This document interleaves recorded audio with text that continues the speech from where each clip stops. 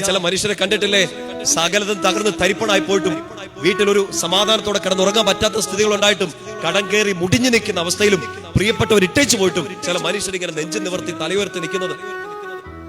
അവരെ തോപ്പിക്കാൻ ലോകം മുഴുവൻ ശ്രമിച്ചിട്ടും തല ഉയർത്തി ഇങ്ങനെ നിൽക്കുകയാണ്. ചുറ്റും നിന്നവരൊക്കെ നമ്മുടെ ഉൽപ്പത്തി 49 വായിക്കുന്ന പോലെ ജോസഫിന്റെ ചുറ്റും നിന്നവന്റെ ശത്രുക്കൾ അവനെതിരെ അമ്പെയ്തു. അവനിങ്ങനെ നേരെ നിൽക്കുകയാണ്, തോറ്റു കൊടുക്കുകയെന്ന് പറഞ്ഞുകൊണ്ട്. കാരണം അവനൊരു ബോധമുണ്ട്, ഒരു ബോധ്യമുണ്ട്.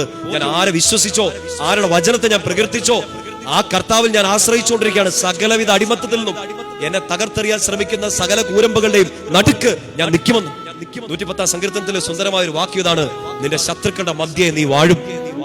ശത്രുക്കൾ ഇല്ലാതാകുമെന്നോ ശത്രുക്കളെല്ലാം ചത്തൊടുക്കുമെന്നോ അല്ല, നിന്റെ ശത്രുക്കൾ അവിടെ തന്നെ കാണും. പക്ഷെ ആ ശത്രുക്കളുടെ മധ്യേ നീ വാഴും.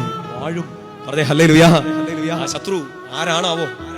രോഗമോ ദുരിതമോ പട്ടിണിയോ എന്ത് തന്നെ ആവട്ടെ, നിങ്ങളെ കൊണ്ടായ തെറ്റിദ്ധാരണകളാവട്ടെ, നിങ്ങൾ ചതിക്കപ്പെട്ടതാവട്ടെ, നിങ്ങൾ ഒറ്റുകൊടുക്കപ്പെട്ടതാവട്ടെ, നിങ്ങൾ തെറ്റിദ്ധരിക്കപ്പെട്ടതാവട്ടെ, നിങ്ങളെ യാത്ര മുമ്പോട്ടുള്ള യാത്ര തടസ്സപ്പെടുന്ന എല്ലാ ശത്രുവിന്റെയും നടുക്ക് നീ വാഴും.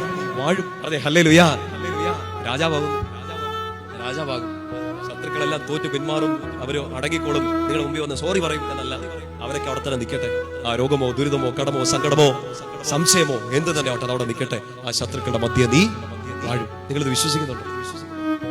നിങ്ങളിത് വിശ്വസിക്കുന്നുണ്ടോ? അവിടെ ഒരു തീരുമാനമാണ് ഈ ധ്യാനത്തിന്റെ ദിവസങ്ങളിൽ